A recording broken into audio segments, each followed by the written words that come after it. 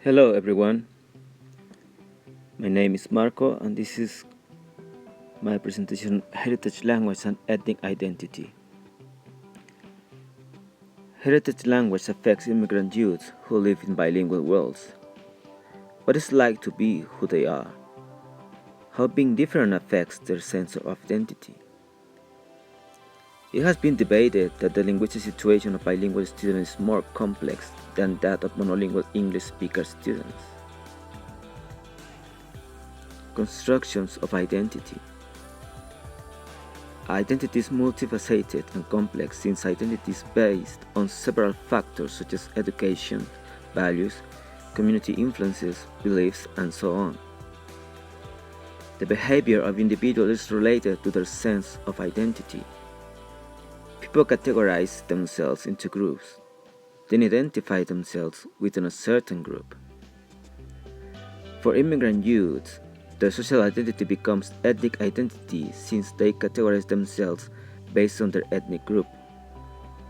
For minorities, social identity has more impact on individual identity. Individual identity, on the other hand, is thought to form in a predictable manner as one develops psychological and chronological maturity. Ethnic identity and heritage language. Many studies have identified a positive relationship between ethnic identity and the degree of heritage language fluency. Other research that investigated the impact of weakened heritage language schools on ethnic identity is highly informative on close links between the two factors. While recognizing that identity is complex and contradictory sometimes, it might be concluded that the ability to speak the heritage language can help minorities develop a better sense of who they are as ethnic individuals in general. What is not certain is whether heritage language proficiency is enough to ensure positive ethnic identity formation for young people of all ethnic backgrounds. Identity conflict. It might be conflictive for those who do not establish a positive identity. It is really important for bilingual and bicultural children to have a supportive social environment whilst developing identity. They face differences in values and expectations from two different cultures.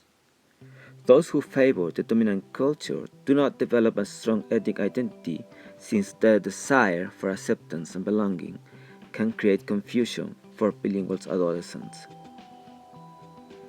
A group of undergraduate Korean Americans were interviewed to elicit their perception, thoughts, and experiences along two threads, one related to identity and the other to heritage language.